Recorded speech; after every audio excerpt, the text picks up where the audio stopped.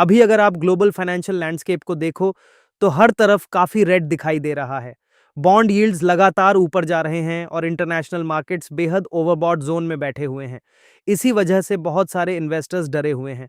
सबकी सोच यही है कि अमेरिका की इन्फ्लेशन पूरी दुनिया में एक्सपोर्ट हो रही है और राइजिंग कॉस्ट ऑफ कैपिटल आखिरकार इक्विटी वैल्यूएशंस को क्रश कर देगी।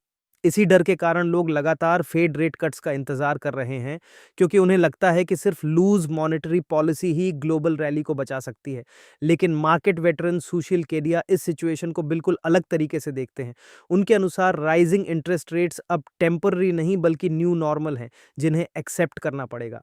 उनके फ्रेमवर्क में इन्फ्लेशन एक्चुअली स्टॉक प्राइसेस को ऊपर पुश करेगी, यानी इंटरेस्ट रेट पैनिक की वजह से आने वाला हर डीआईप एक बाइंग अपॉर्चुनिटी बन सकता है। इंडियन इन्वेस्टर्स अभी कंफ्यूजन में हैं। एक तरफ ग्लोबल यील्ड्स में वॉलेटिलिटी है, दूसरी तरफ निफ्टी 50 लगभग फ्लैट पड़ा हुआ है, लेकिन बिगर पिक्चर अभी भी बुलिश दिखाई देता है। डेटा ये संकेत दे रहा है कि निफ्टी 32,000 और बैंक निफ्टी 65,000 तक जा सकता है, यानी ऊपर की तरफ एक मैसिव गैप अभी बाकी है। प्रॉब्लम सिर्फ इतनी है कि कोई भी एग्जैक्ट वीक या मंथ प्रिडिक्ट नहीं कर सकता कि ब्रेकआउट कब होगा। अगर आप हर दिन डेस्क पर बैठकर मार्केट टाइमिंग करने की कोशिश कर रहे हो, तो आप अपनी एनर्जी वेस्ट कर रहे हो। आज के समय में इंडेक्स खुद मार्केट अपॉर्चुनिटीज का सही इंडिकेटर नहीं रहा। असल अपसाइड ढूंढनी है तो आपको निफ्टी को एक सिंगल एंटिटी की तरह देखना बंद करना होगा और उसके अंदर मौजूद 50 अलग-अलग बिजनेसेस को एनालाइज करना होगा। आज रिटेल कैपिटल का बड़ा हिस्सा सीधे एनएसई में फ्यूचर्स और ऑप्शंस ट्रेडिंग के जरिए जा रहा है।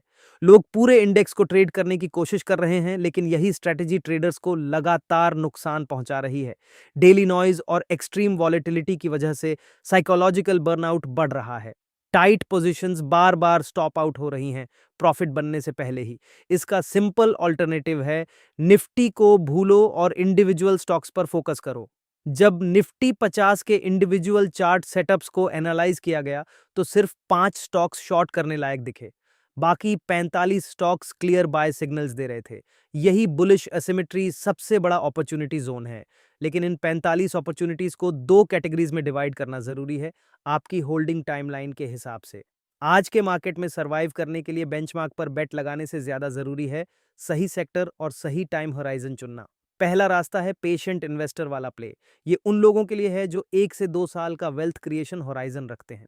इस कैटेगरी में इंफॉर्मेशन टेक्नोलॉजी सेक्टर सबसे बड़ा कैंडिडेट दिखाई देता है। मार्केट ने लार्जली आईटी सेक्टर को इग्नोर कर दिया है, जिसकी वजह से वैल्यूएशंस काफी अट्रैक्टिव बन चुके हैं।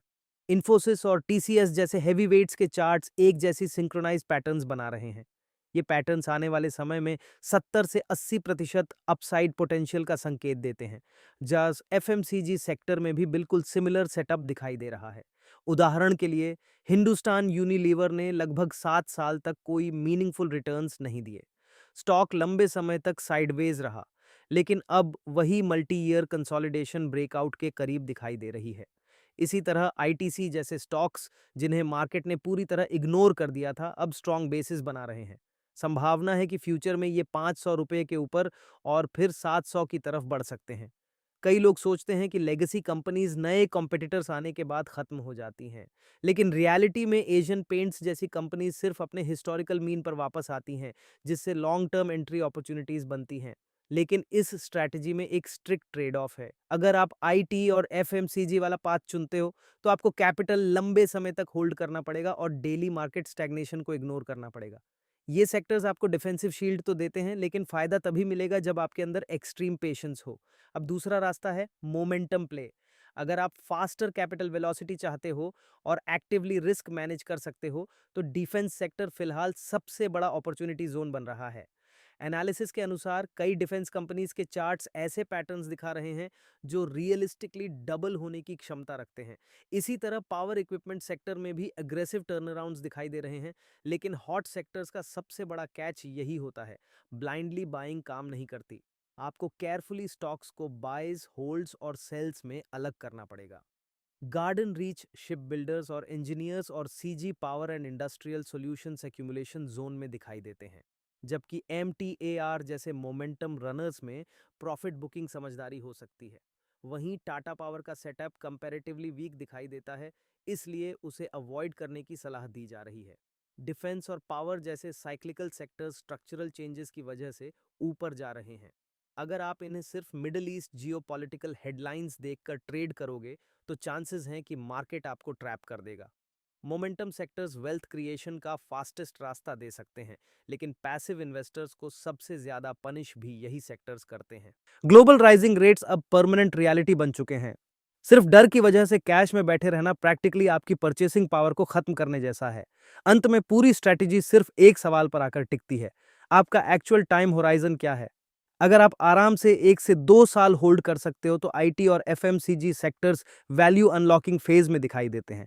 अगर आप एक्टिवली रिस्क मैनेज कर सकते हो और समय पर प्रॉफिट्स बुक कर सकते हो तो डिफेंस और power sectors high velocity returns दे सकते हैं। लेकिन सबसे बड़ा वार्निंग साइन उन लोगों के लिए है जो अभी भी डेली इंडेक्स ट्रेडिंग और लेवरेज्ड ऑप्शंस पर डिपेंड कर रहे हैं। साइडवेज मार्केट में option buying mathematically time decay और वॉलेटिलिटी ट्रैप्स की वजह से अकाउंट को धीरे धीरे खत्म कर देती है।